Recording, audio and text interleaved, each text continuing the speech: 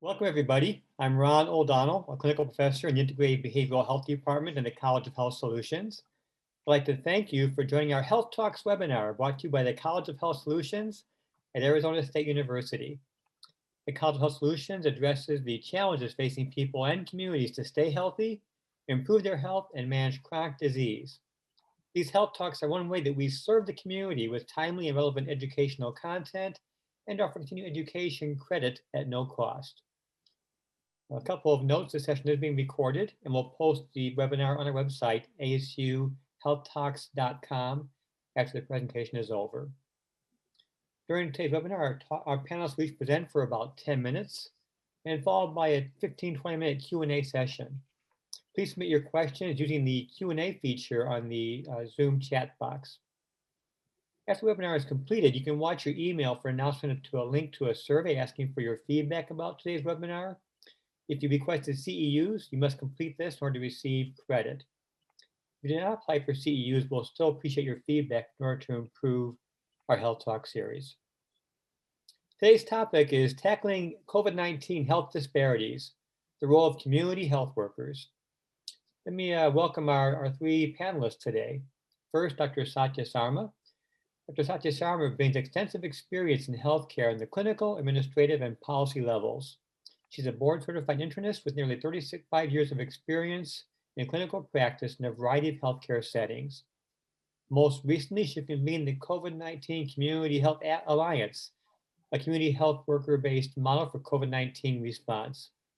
She serves as medical director at Access and as clinical associate professor in the College of Health Solutions here at Arizona State University. Next, Barbara Harding. Barbara is a senior vice president of ambulatory care and CEO of federally qualified health centers. Her focus is on managing population health initiatives and ambulatory care networks. Her unique background and experience as a clinician and administrator providing care to adults and children ensures a comprehensive understanding and skills in effectively managing care throughout the continuum.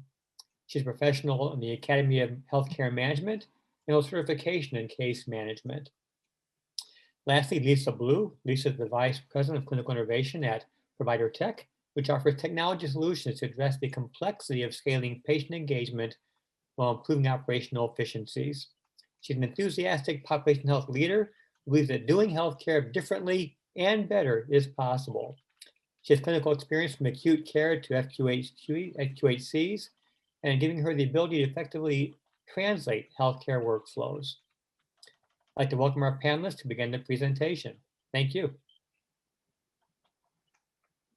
Thank you so much. It's really a pleasure to be here in front of this group and with these co-panelists whom I have tremendous respect and derive a lot of inspiration from. Shall I go ahead and share my screen so you can see our slide deck?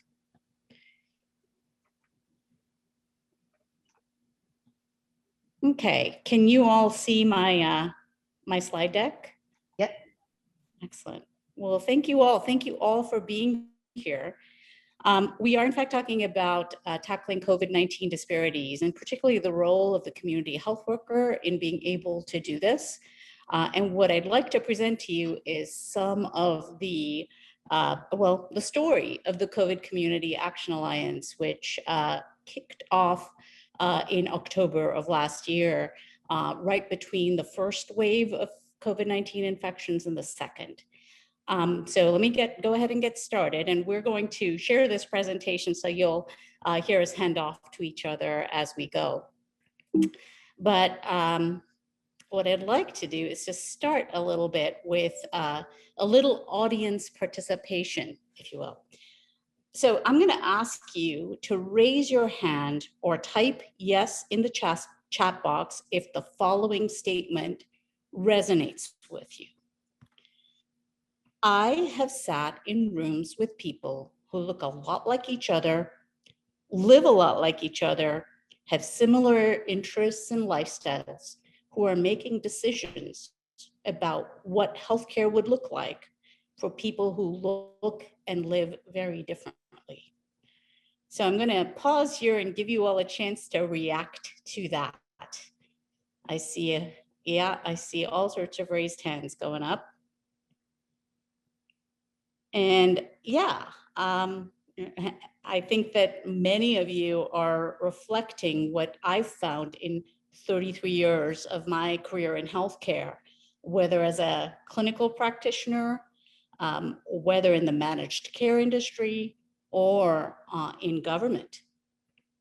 It's true in my day-to-day experience that I have sat in rooms with people who not only look and have similar interests to each other and lifestyles, sometimes they have the same gym memberships. And yet we're making decisions on a daily basis for people who have lives that we perhaps don't have a lot of experience with, whose challenges we don't necessarily have a lot of experience or knowledge of. And that's, I've got to admit, even true today in my current role in healthcare. What I want to say is that when you sit in those kinds of rooms, it makes a lot of sense to give people advice like the following. If you do get COVID-19, make sure you isolate from your family in your own bedroom for at least 14 days.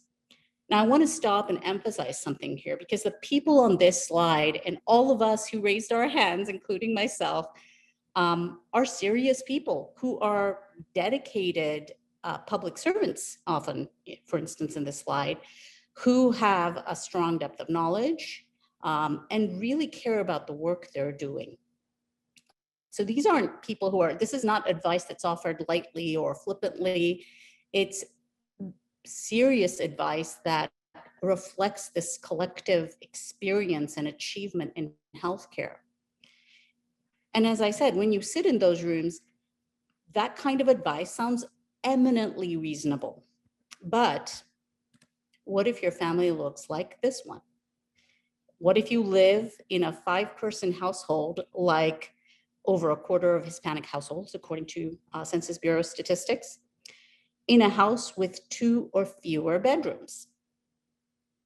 What if both parents of a young family work in an hourly wage job without very many benefits, if any?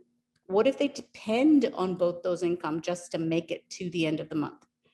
What if they live in a mobile home? What if you live in a mobile home, which is what 15% of housing units in Arizona were as far back as 1990, and the trend was that was growing?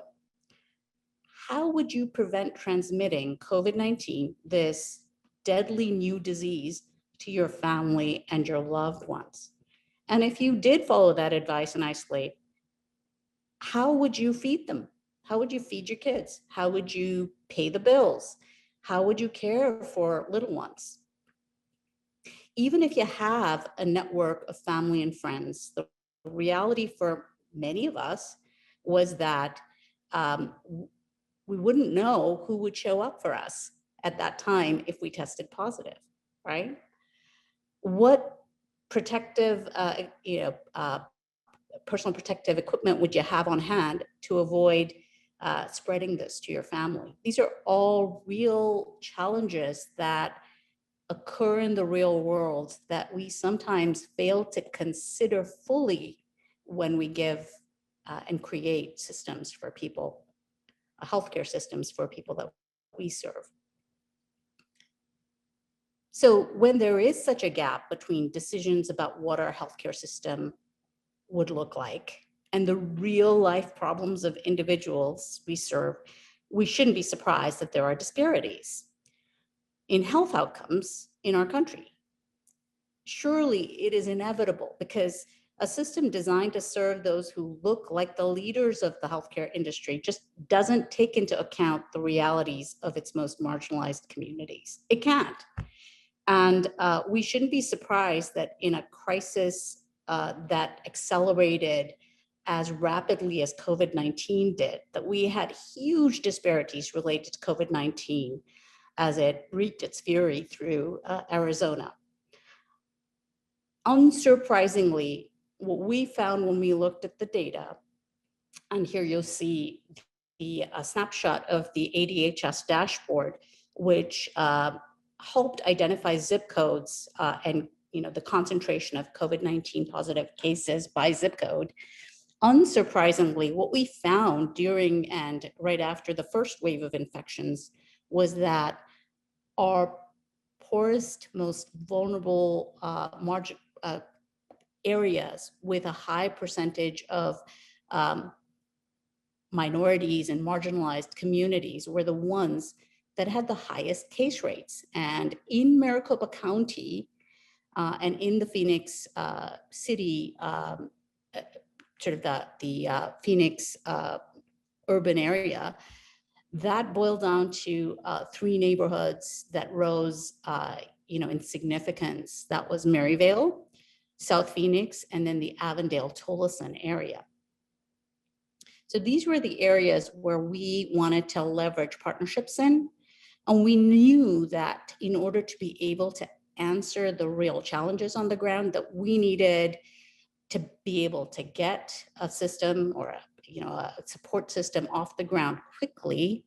And it needed to be folks who were boots on the ground just because of the rapidity with which COVID-19 spreads. And so we really realized that we needed to tap into community-based organizations already embedded in these communities. And that meant one thing in our eyes, deploying a community health worker model. So we're going to talk, my co-panelists are going to help share with you a little bit more of what we did, but I want to start a little bit by just reviewing the evidence basis to support the use of community health workers in our healthcare system. Because I will tell you right off the bat, spoiler alert, it is extensive. So let's start with just the number of studies. So you can see that this is not new news. We have studies going back over 50 years, back to 1964. And in total, between 1964 and 2016, so, a period of,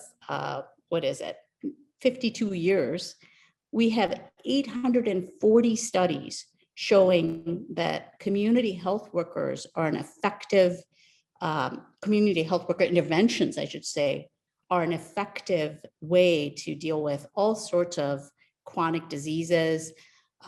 And these studies basically show various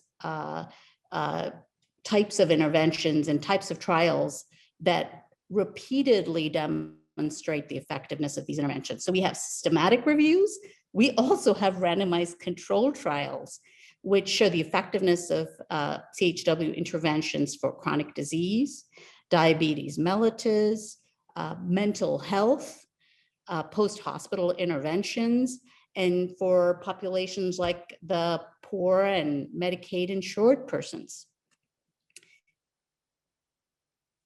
These studies also span the country, the breadth of the country, from Texas to Maryland, across the east to the west to the south, from rural America to tribal nations to urban areas.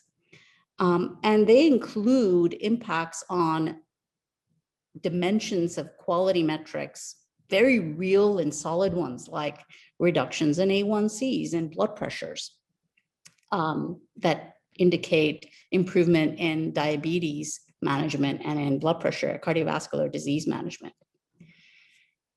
And as for value creation, the ROI, the return on investment of community health worker interventions is actually, the evidence behind this is quite stunning.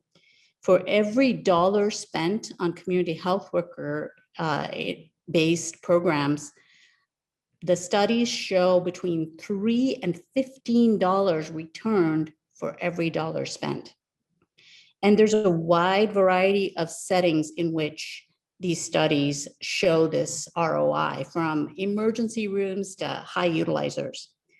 In one study that used community health worker interventions in high intensity utilizers, the savings topped $2 million in a period of 6 months post-intervention compared to the 6 months pre-intervention. But the study, to me, that really puts the lid on the ROI question is this meta-analysis from the Centers of Medicare and Medicaid Innovation. And this study looked at over 100 innovative care delivery models funded by the Innovation Awards in a meta-analysis. What they found was that out of those 100 innovations, it was only the ones that used community health workers that lowered costs. And the cost reduction was $138 per beneficiary per quarter. So with that, having sort of laid forward the evidence and kind of where, what the problem was that we were encountering, I'm going to hand this over to my friend and colleague, Lisa Blue, to describe the model that we used, the partnership, and some of our achievements.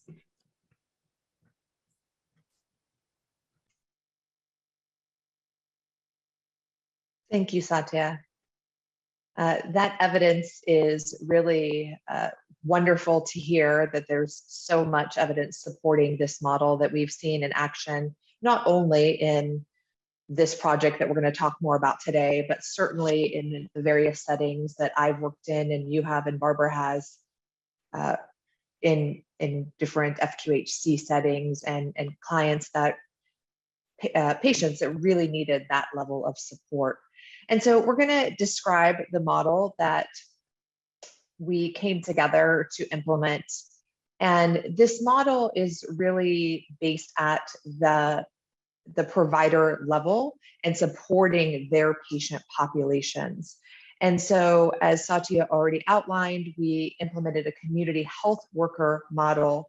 And that was really to ensure that we could extend that reach of support to those patients, especially in the communities that she outlined that were identified to have a greater impact. And they were needing some of those basic needs met to begin to follow the recommendations, even just to quarantine safely. And so, it was really a time, I think, that most of us, probably everybody, but certainly those of us in healthcare, really wanted to do something that could help our broader communities. And so that's really where both the need and the desire to impact that need, how this model was developed and implemented. Next slide, please. So certainly I'm gonna walk you through this process flow a bit, and we're talking about this today as it relates to implementing it during the pandemic. But as the evidence that Satya just shared and our experience in working with models like this, we know that it can be utilized ongoing, not just in the throes of a pandemic, but to continue to support populations in need around chronic disease support, behavioral health, any number of vaccine initiatives, whether it's related to COVID vaccines or even our vaccines that fell behind during the pandemic, right? The annual flu vaccines, always a big challenge. We know that our well child visits certainly took a hit during the pandemic. And so it's really a model that we feel can be utilized to really support the spectrum of healthcare pretty broadly. So you can see in the top left, our patient, our COVID positive patient in this scenario is entering care in a community health center, Valley-Wise, that is actually based in the Avondale area. As Satya mentioned, that was an area that had a great impact, one of the 3 across the Phoenix metro area. And so following testing and confirmation of a COVID-19 diagnosis, that patient internally was referred to their case management team to determine what were their immediate needs. And so that's work that Valley-Wise and other community health centers already do. That's part of their model of care. But we also knew that this was unique. This had even more far-reaching needs than anything that we had seen in the past. And so that's really how this model came into the development and was really implemented when those needs were identified, really to be able to extend the reach beyond the walls of the health center into the patient's home when needed. And so we engaged with a community health worker organization called Helping Families in Need. They are based in this same area that we're talking about in the West Side, in the Avondale area. And so they were already, again, doing a lot of this great work within their communities and really supporting patients for a variety of needs. And they now became involved as that continuation of care needs were identified from the Valleywise team. Another community partner that we want to talk about here is the Care First Avondale Resource Center. This has long been a part of the community to support patients for a variety of these basic needs that we're referencing. And certainly during the times of the pandemic, they were continued to be stretched and utilized. And so that's part of the source of the resources that the community health worker organization Helping Families in Need tapped into, in addition to some others that I'll talk about in following slides. Next slide, please. So when we talk about this, when you're looking at something in the rearview mirror, it's always interesting to think about how did it get started. And as I was mentioning, so many of us saw this need and saw these great disparities.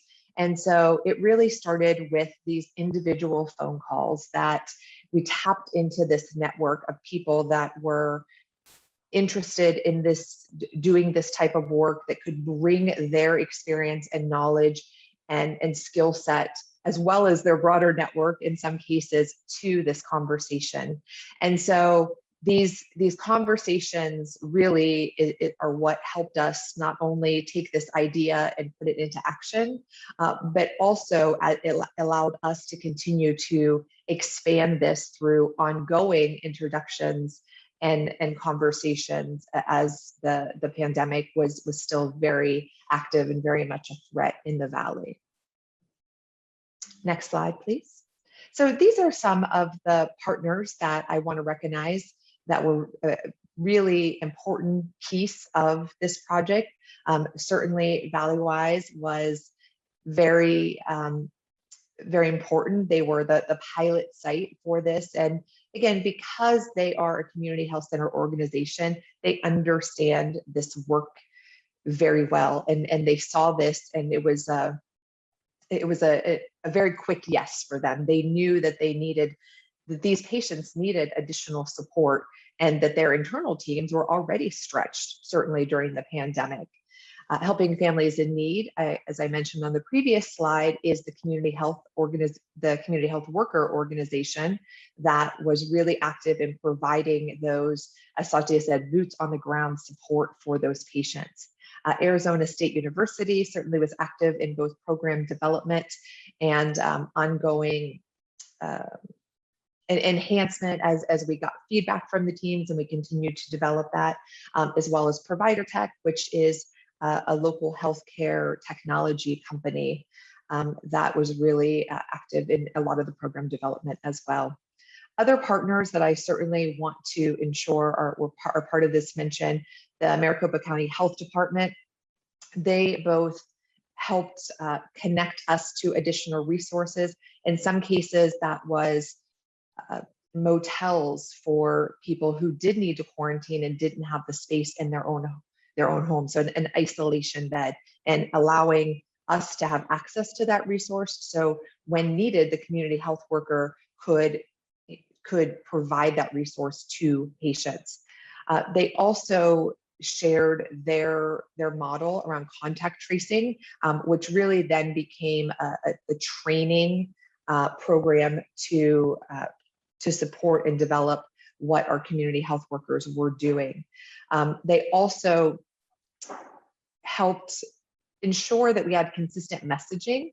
So we developed some patient education that the community health workers utilized. And that was something that we just wanted to be sure that the message was consistent, that patients were not getting more confusion in an already very confusing time. And so they were part of that review process and providing feedback. AZDHS also was an active participant, again, really helping develop, not only connecting us to the community health worker organization, but helping guide that training process for the community health workers. And so without all of these partners and their enthusiastic involvement, none of this would be possible. Next slide, please. So the process, this is really just a high level breakdown. Some of these pieces I've already mentioned, but we really both developed some tools to illustrate what that we envisioned this model could look like, and started outreaching to people like Barbara Harding at Valleywise and other community health centers who Barbara then introduced us to. We identified that training that I talked about for community health workers. And so that not only helped them identify and provide those resources, but also to engage in some of that contact tracing. And that was through the input of AZDHS. We did identify that early pilot site, and then Barbara helped identify the key stakeholders within her team. And so obviously that was their case management team, but certainly it was operations and ensuring that that was really a seamless handoff between that patient who was identified to have additional needs to be handed off to the community health worker organization, and then back again to be able to close that loop. Additionally, there was some involvement from their technical team. So we continued to refine this process from a more manual process to a more streamlined electronic process that I'll talk a little bit more about on a future slide. We did initially meet weekly to develop this project and continue to refine it. And then post go live, we continued to meet with the Valleywise team monthly to check in, not only how was it going, what else did they need to be supported in this model, and also how could we continue to refine this process from those feedback. So engaging in those quality improvement PDSA cycles. And so some of our achievements that we would really like to highlight is we did develop that workflow, right? A lot of times it's the people that are doing this work, there are often redundancies and things that can become inefficient. And so we were really intentional to develop what that workflow looked like for referrals, and what the handoff piece and that ability to close the loop, which we know can be really difficult. So we developed that process flow and continued to improve it throughout that quality PDSA feedback cycle. We identified additional resources to really meet the needs, whether it be a food box or a patient needed help to sign up for utility assistance. And so that team from Helping Families in Need really did that heavy lifting, that boots on the ground, and making sure they were taking those needed supplies directly to patient homes, PPE often, and really in the moment, we're continuing to evaluate what were the education needs that a patient had. Were there any additional resource needs that they could help support? So really tremendous work by that team. As I mentioned previously, we did develop more of an electronic workflow to allow that referral and the follow-up and closing the loop to happen between the Valleywise team and the community health worker organization. Valleywise utilizes Epic, and so we were able to use an Epic link for the community health worker organization to be able to access just that segment of their patient population.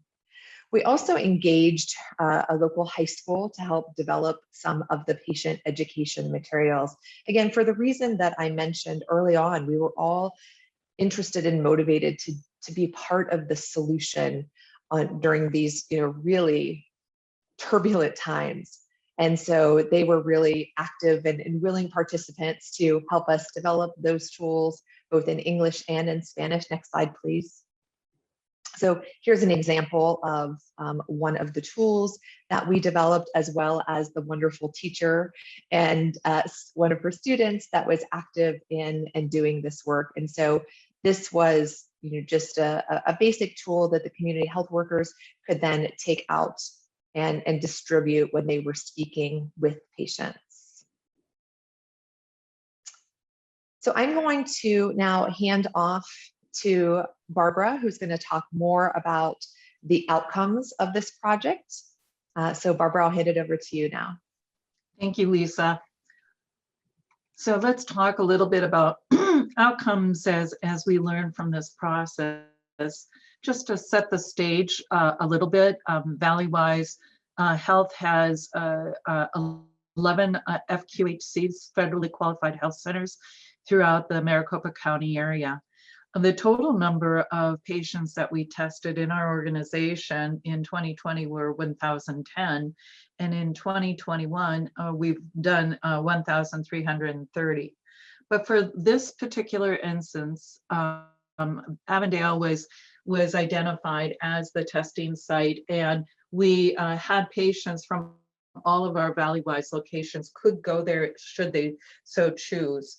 So during this time frame, we tested 657 patients, and of those, 360 were Avondale panel assigned patients.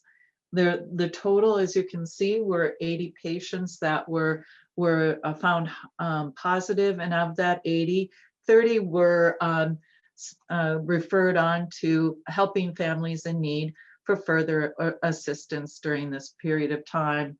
Helping Families in Need then worked with these families and gave them resources so that they can continue in terms of their life challenges at the moment. Next slide, please. Lisa talked about the importance of the resources that were given to this population, especially when they were found to be positive with COVID. And I think it speaks very much about providing those needed things that we all assume are easy, accessible to our everyday life.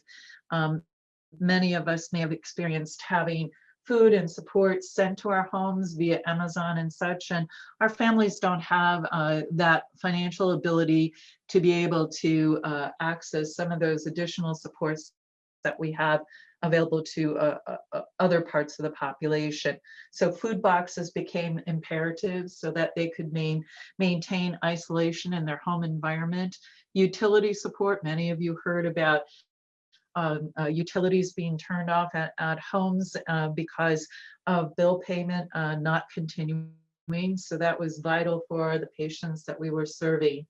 Our PPE equipment and making sure that that was made available to these families, as well as housing, that they weren't set out from their home environment during this critical point in time. I think one of the things that was amazing to me too is that when you had a family and there was one family member that had a positive test, that Helping Families in Need could help get that person out of the home to protect everybody else and help them to stay safe in another housing environment. So it was a huge support to these families who would not have had the capability to do that. Next slide, please. So I think it's important for us to think about examples of what was happening for some of our families, like a single mother with 2 children, and she needs to pick up dinner, but how is she going to do that if she's COVID positive? And so the example of the food box was important for that mom to be able to get access to that.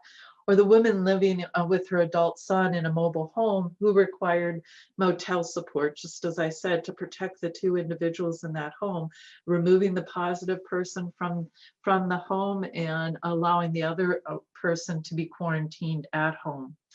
The mother who needed reinforcement of isolation precautions and wanted to cook for their family, and the couple how to clean to avoid infecting their young children. So our tool that was developed by the school system was imperative for our families to understand what they needed to do to be safe during this critical time and that we were living through. Next slide, please. I think that in the future, what this really taught us about was the value of not only community health workers, but partnerships with each other and how together we can accomplish greater tasks. Vaccinations will continue to be a challenge for all of us. We believe that we'll have boosters that will be initiating, and we still have a certain population that still hasn't received vaccinations. I want to give you an example of a vaccination event that occurred this past weekend with a population, our refugee health population. We have a large clinic that provides healthcare to refugees, predominantly from African nations, but from other nations as well, who do not speak English. And so we have community health workers who we call cultural health navigators, who speak the many languages of this population that we serve. And so when we determined that we really wanted to offer a refugee COVID vaccination to this population, we worked with our community health workers, the cultural health navigators, in getting them to work with the families that they were seeing to see if they could get them signed up for getting the vaccination and come that day for the vaccination. What was interesting as I talked to the community health workers is they talked about their conversations with their clients, and they spoke to how they were very fearful about getting the vaccination. They asked the community health worker, did they get vaccinated and what vaccine did they get? And I think by learning and educating and seeing a person in front of them who had already been vaccinated, who seemed perfectly fine, helped to convince them that this was the right thing to do. The cultural health navigators didn't let go of that individual at that point in time. They participated at the event on Saturday, and many of them were texting back and forth to their clients saying, are you coming today? Do you have transportation? Are you lost? Do you need help? And so as a result of that continual touch with that individual, we were able to vaccinate 115 people on Saturday. If you're looking at the statistics and data in terms of vaccination clinics, right now we're seeing a decrease. So I felt that 115 was a grand accomplishment, especially for the population that we were targeting at this point in time. So as we think about this endeavor, as we partner together and the use of community health workers, we have talked about, is there a way that we might be able to do some outreach for flu and getting flu shots, or just childhood immunizations, which we know are behind now as a result of the pandemic. So there's lots of opportunity. It only takes our creativity and our commitment to be able to build towards the future. The next slide, please. So as we talk about the future, currently right now there is in rulemaking that is, we're hopeful that is paving the way for community health workers to become a covered service under Medicaid. It's a critical element, and we believe that it will help pave the way for the future. Public health and community health workers in tribal nations and increasing that environment there. We continue to wish to build upon this experience and really move forward to that grassroots in the community, really getting back to the roots of public health in serving the population that is so in need to improve everyone's health. So Satya, back to you, and so you can help us come together and close out our discussion today.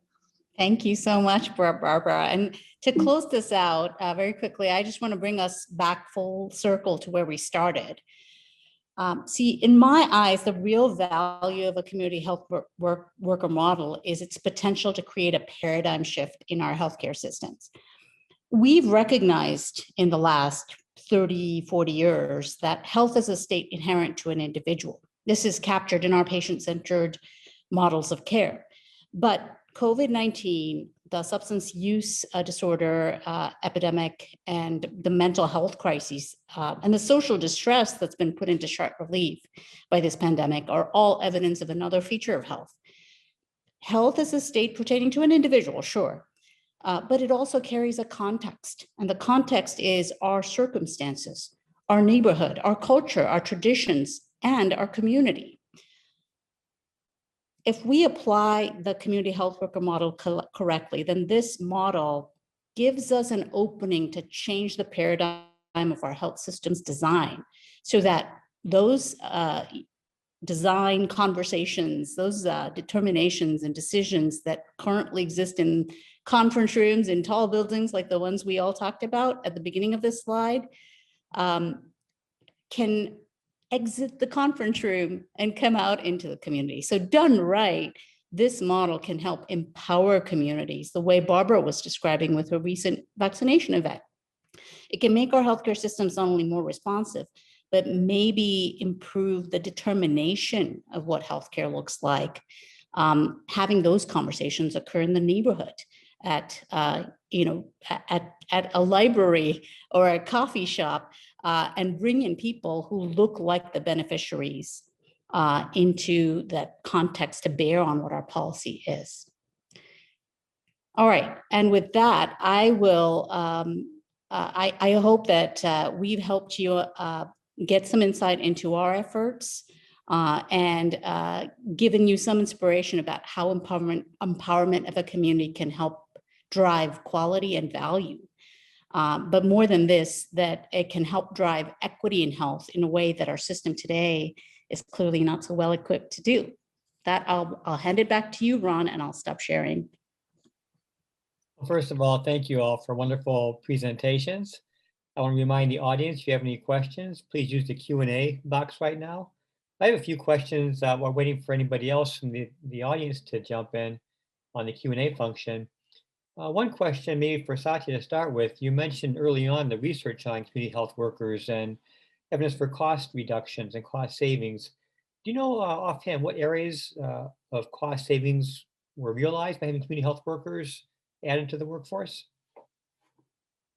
So the studies that we looked at actually looked at the cost of care total.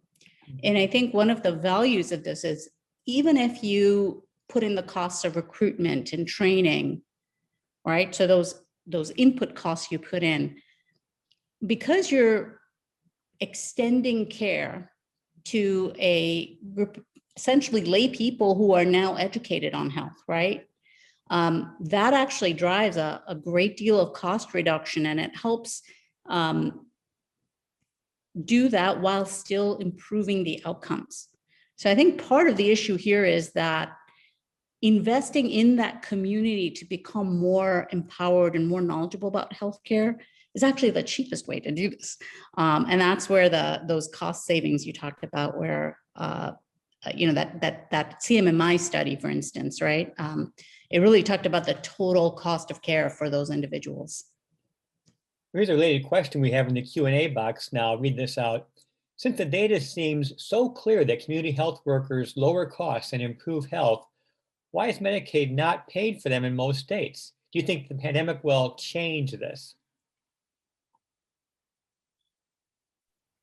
So I don't know if I'll give you my 2 cents. I suppose I can take that on because one of the hats I wear is as a Medicaid director, and it's quite stunning, right? Because in our tribal nations, for instance, community health representatives, community health worker force there has been very active for a very long time, developed and deployed during this pandemic with really good effect, right, within the tribal nations.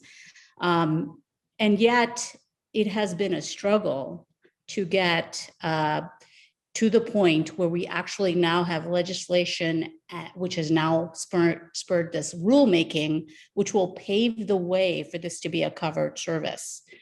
And I still think there will be evolution, because I think we're still going to see, just like with any new model of healthcare, I believe part of what drives this is that our healthcare institutions always find it hard to conceive of health being more decentralized.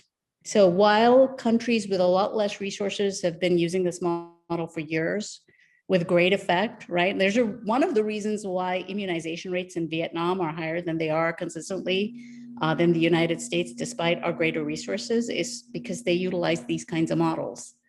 That's part of the reason. So I think that part of it is that we really need to break down those conference room walls. We need to build a lot of windows in them so people can look outside. And we need leaders like Barbara Harding here, who, based on a 35-minute phone call, saw the value, saw a way to actually institute this. That's my 2 cents, and I'll leave it to my other panelists to add.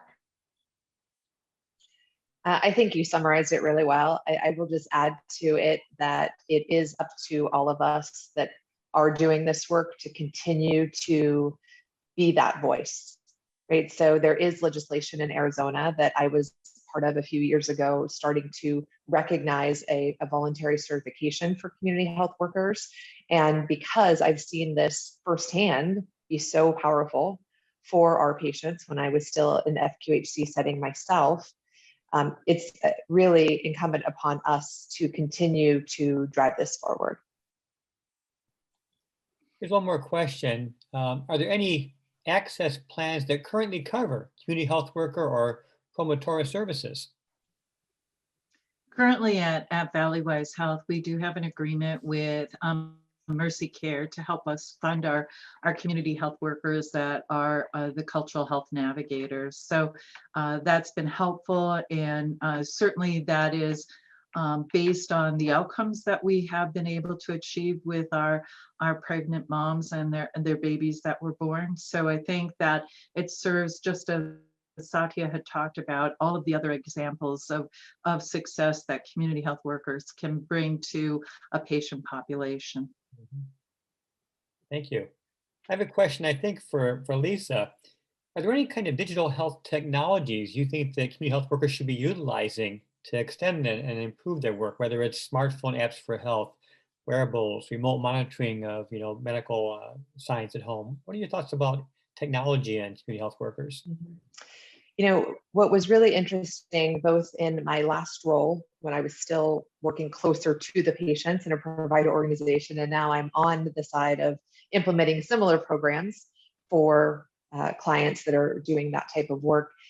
Simple is still really powerful, even in technology. So while there's a lot of really exciting technology that's happening, the best way to access people and the most amount of people is still the biggest, has the biggest impact. So, right, we always talk about, maybe there's barriers to people accessing an app. They don't know how, they don't have a smartphone. But what we saw when I was still in my previous role as a population health director is being able to text message people about basic reminders, and not from a place of your past due, right? No one responds to shame, but instead to let them know, one, it's time for this care, or for them, for their child, but also to do some education, right? Why does this matter? If you're someone who maybe didn't have benefits or healthcare growing up, maybe you didn't seek care until you were very ill, or you saw that behavior in your parents. And so really doing some education with people about the value of wellness care was very powerful to reach our patients. And so I would say, while using technology, the idea of keeping it as simple as possible is still going to have the greatest impact for a variety of populations. Mm-hmm. Thank you. One question for all the panelists: as we, hopefully move beyond COVID-19 and the application of health workers, what kind of populations or health conditions do you think are most in need of this kind of community health worker model as a next step in evolution?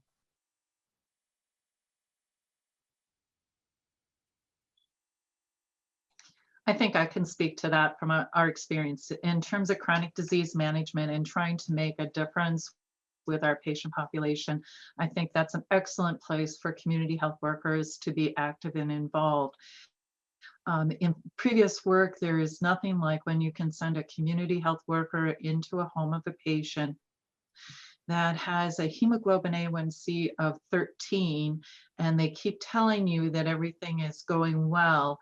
And when the community health worker walks into the home, is able to look into the cabinets and the refrigerator and talk with them personally and check it with them, that is the way that leads to change, because then we have a first person who can really work with that person and help them, teach them about the needs of their diet. And then they can start incorporating exercise. So community health workers can do a little walk around the neighborhood with that patient to start supporting them in terms of exercise. You can do this. It's possible. Let's do it together. So I think that for all varieties of patient populations, definitely with chronic disease, it's an important avenue. I think it's also important for the pediatric population, because community health workers can work with parents in terms of developmental needs and the children and what they're experiencing, and help on parenting skills as well. So there's a variety of venues that community health workers can support families in life. Thank you, Barbara. Those are all the questions we have. Any closing thoughts by the panelists?